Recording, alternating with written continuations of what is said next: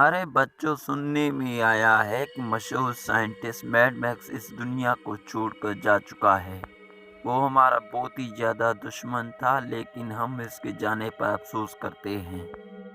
दादाजी, सुनने में आया है जो भी इस दुनिया से मर जाता है वो भूत बनकर वापस आ जाता है। क्या ये बात सच है या झूठ?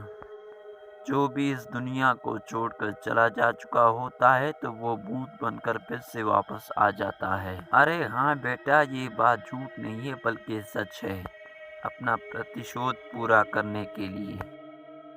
जब रात के वक्त वीर सो रहा था तो उसे अजीब अजीब सी आवाजें सुनाई दे रही थी। वीर, तुम्हारी वजह से मेरी मौत हुई है, मैं अपना बदला तुमसे लेकर रहूंगा।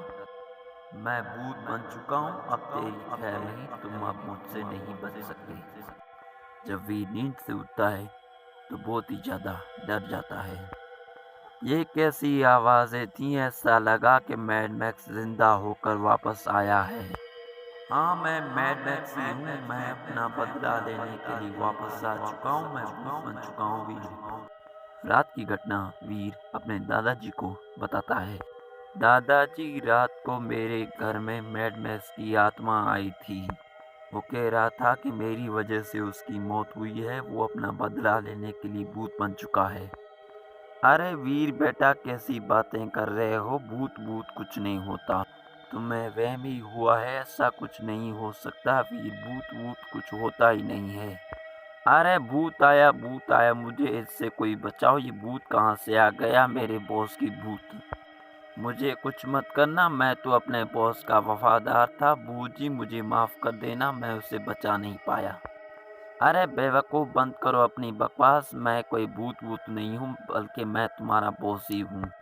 मैंने अपनी मौत की झूठी अफवाह फैलाई ताकि वो वीर को अच्छा सबक मिल सके। मैं उसका चैन, नींद सब कुछ छीन लूंगा। अपना बदला मैं ऐसे ही लेकर रहूंगा, उसे डरा डरा के। एक डॉगी गांव में जाकर भौंकता रहता था हर रात को। वो ज्यादातर बालवीर के घर के सामने भौंकता रहता था। अरे विवान, इस डॉगी ने तो हमारा जीना मुश्किल कर दिया है। किसी और घर के सामने नहीं भौंकता, सिर्फ हमारा घर देखता है इस गांव में और उसके सामने भौंकता रहता है। इसने तो हमारी नींदें हराम कर दी हैं। आज मैं इसे छोड़ूंगा नहीं। लेकिन विवान उसे रोकता है कि उस डॉगी को वो कुछ न करे। अरे हमारा डॉगी तो वफादार है, पूरी रात जागता रहता है, चोरों को भगाता है। अरे मैंने तो पूरे गांव को कह दिया है कि इसके खाने पीने का हर कोई बंदोबस्त करे। ये हमारी हिफाजत करता है, ये हमें चोरों से बचाता है। अरे इस रात अगर इस डॉगी ने भौंकना शुरू कर दिया मेरे घर के सामने तो मैं उसे छोड़ूंगा नहीं। फिर बालवीर को कुत्ते की भौंकने की आवाज़ सुनाई देती है। अरे ये फिर से आ गया, मेरे घर के सामने भौंक रहा है। आज मैं इसे छोड़ूंगा नहीं, इसकी किए की सजा आज मिलकर रहेगी इसे।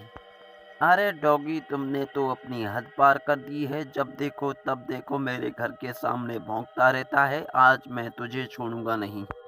आज मैं तेरा खेल खत्म कर दूंगा। ना रहेगा बांस, ना बजेगी बांसुरी। अब तुम कभी भी भौंक नहीं पाओगे मेरे घर के सामने।